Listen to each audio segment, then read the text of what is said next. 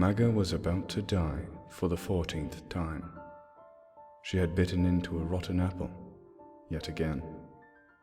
Its putrid flesh had, as always, infected her with carrion shade. The actress went through the motions of stumbling to her death while shouting her final words for all to hear. Oh, but how wondrous a dream is life! Only now, too late, do I wake to see its myriad of splendors. With a puff of smoke and glittering powder, Kindred made a grand entrance upon the stage. As per tradition, they were played by one actor, his head covered by two opposing masks. He approached Maga, the white mask of the Lamb facing her. Hark, do I hear a plea for my keenest arrow? Come, child, let the warmth of your heart fade into the cold embrace of oblivion. Maga refused, as she had 13 times before. Any nuance in her performance was buried beneath an ear-splitting delivery of her scream. On cue, Lamb spun around, revealing the second mask, that of the wolf. There is naught she can do to stave off thine end. I am but a poor young maiden. Please, let my piteous cry fall on all four of thine ears. The audience seemed enraptured by the unfolding dramatics of the Orphelum Mechanicals. With the twin threats of plague and war on the tongues of those neighboring protectorates, death dramas were all the rage. Denji, the actor portraying both Lamb and Wolf, descended upon the young actress, awkwardly bearing wooden fangs. Maga offered her neck. At the threat of Wolf's bite, she triggered the device sewn into her blouse collar, ribbons of red fabric, unspooled to the delighted pips and yelps of the audience. They'd gotten what they'd paid for. By the time the mechanicals had staggered back to their wagon and set off in the direction of Needlebrook, there were no stars to be seen. Instead, a veil of clouds stretched across the night sky. Needlebrook always delivered a good audience. Illusion, the company's owner and sole dramaturg, once more. He staggered around, drunk on his own accolades, as well as the wine Pa had gifted from the locals. The night wore on, and the trope had descended into bickering. Trier and Denji lambasted their playwright over the quality of his plots, which fell into predictable structure. Tragedy strikes maiden, death finds maiden, death takes back maiden. Illusion argued that complicated plots detracted from a good death scene. Maga, the youngest of the bunch, agreed with Trier and Denji's diagnosis, but kept her mouth shut. Had she not stowed away in the wandering troop's wagon, she would certainly be somewhere far more miserable. Luckily for her, the mechanicals had recently lost several actors due to Illusion's insistence on complete artistic control. Because of his attitude and obvious mediocrity, they were facing a drought of fresh faces. And so, the Orphelum Mechanicals agreed to contract Maga to die in all of their dramatics for the foreseeable future, for which she had been grateful. Illusion was still smarting from Denji and Trier's words when he motioned to Pa, their wagoner, to stop and make camp. The inebriated auteur set out his bedroll in pride of place next to the wagon. He then threw the rest of the bedding into the long grass nearby. Ungrateful players can sleep in the wilds, he spat, where they shall hopefully find their manners. The rest of the trope built a fire and swapped stories. Denji and Trier had fallen asleep in each other's arms, while whispering potential names for their unborn child into each other's ears. They had nattered on about the day the traveling company would stop in Jandale, a town so perfect and peaceful they would set aside their vagabond ways to raise their child. Maga moved closer to the crackling fire, so its pops and whistles would drown out the irksome affections of her traveling companions. But sleep never came. Instead, Maga tossed and turned, thinking about the looks on the audience's faces as the cold spurts of blood unfurled from her neckline. A pretty maiden struck dead by her own naivety was all the theatrical pomp illusion could muster, but the crowd lusted after the gruesome facade. Eventually, she left her bedroll and set out into the woods to soothe her unsettled mind. In the dead of night, Maga came upon a low grassy mound with slabs of standing stone at its base. Although she could not read the inscriptions, her fingers traced the familiar etching of Kindred's twin masks. This was a place of the dead, a burial site built long ago. She felt a chill on the back of her neck that compelled her to look up. She was not alone. Maga immediately understood what she saw, for she'd encountered a crude impersonation of them night after night. But poor Denji couldn't begin to instill the dread washing over Maga. Before her, perched on a weathered barrow archway, was Lam herself, flanked by her ever-faithful counterpart, Wolf. "I hear a beating heart," said Wolf, his black eyes twinkling with delight. "May I have it?" "Perhaps," replied Lam. "I sense she is afraid. Speak, beautiful one. Tell us your name." I would have yours first," stammered Maga, stepping backward. Her slow escape was halted by the speedy Wolf, who materialized unsettlingly close behind her. He spoke directly in her ear. "We have many names."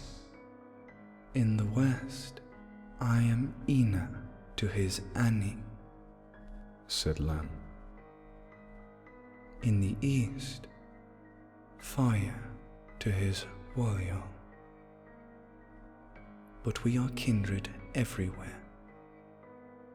I am always Lamb to Wolf, and he is always Wolf to Lamb." Wolf reared up and sniffed the air. "She is playing a boring game," said Wolf. "Let us play a new game, one of chasing and running and biting." "She is not playing, dear Wolf," said the Lamb. "She is frightened and has lost her own name. It hides behind her lips, afraid to come out. Worry not, dear child. I have found your name. We know it as you know us, Maga." Please," Maga stammered. "Tonight's not a very good night for—" Wolf's great pink tongue lolled out the side of his mouth, and he proceeded to cackle. "All nights are good for pouncing," said Wolf, laughing. "All days are, too," Lam said. "With light comes a clear shot." "There is no moon tonight," cried Maga. She used what illusion had taught her, to gesture grand, so those in the back could see her movements. "It is hidden by a blanket of clouds, tucked away from my eyes and yours. Without the moon, what would be the last thing I would see?" "We see the moon," replied Lam, as she caressed her fabled bow. "It is always there." "There are no stars," said Maga, trying again, this time gesturing smaller and speaking quieter. "No menagerie of twinkling diamonds, glittering in the midnight hue. What more beautiful view could one hope for, whence one meets Wolf and Lamb?" "This Maga thing is playing a new game. It's called stalling." Wolf stopped moving and cocked his head to the side. He turned his sideways snout to Maga before speaking. "Can we play chasing the Maga thing and bite her to bits?" Wolf clacked his fangs together loudly for effect. "Let us ask her," Lamb said. "Maga, do you prefer Wolf's chase or my arrow?" Maga was trembling now. Her eyes raced to take in every last detail of the world around her. It wasn't such a bad place to depart. There was grass. There were trees. There was the ancient archway. There was stillness in the air. "I would prefer Lamb's arrow," she said, looking at the rough crusts of bark on the trees. "I'll imagine myself climbing to the highest boughs, like when I was a child. Only this time, I will never stop climbing." "Is that what it is like to go with you?" "No," said Lamb, "though it is a nice thought. Fear not, little maiden. We are just having our fun. You have come to us tonight. We have not come for you." "I cannot chase the Maga thing," said Wolf, with a hint of disappointment in his voice.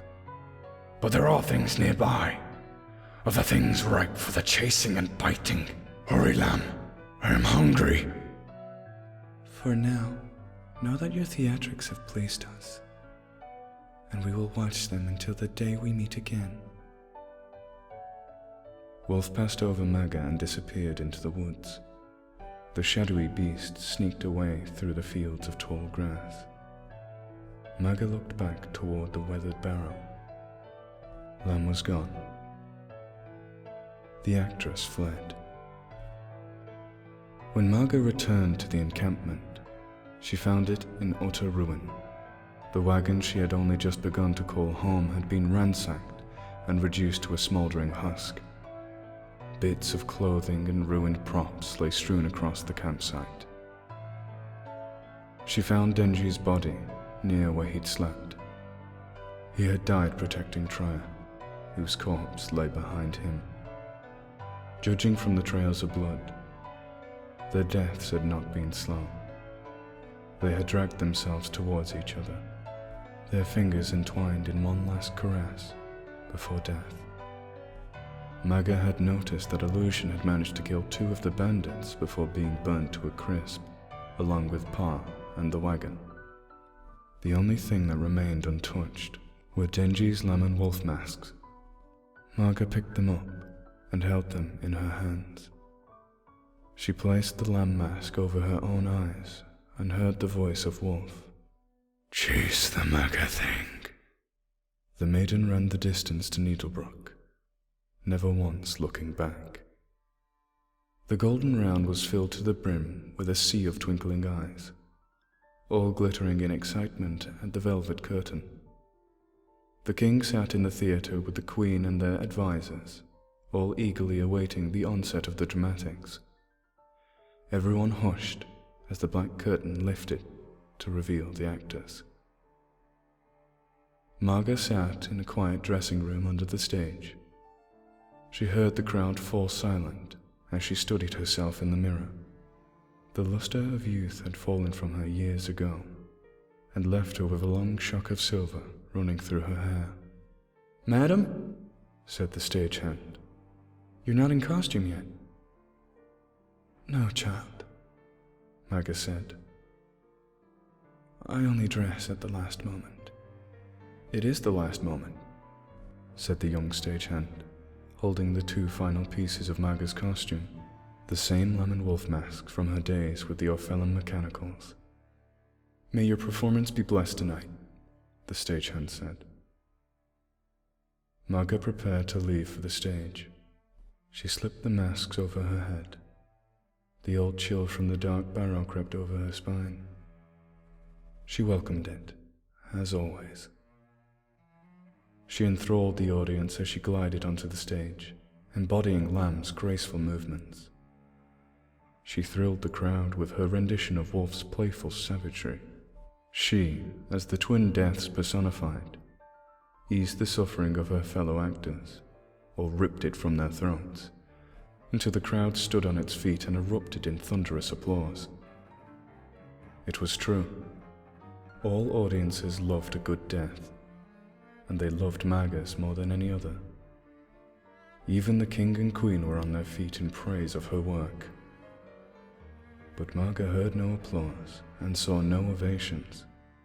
She didn't feel the stage beneath her feet, nor the hands of her fellow mummers in hers as they bowed low. All she felt was a sharp pain in her chest. When Marga looked out over the audience, every single face was either a lamb or a wolf.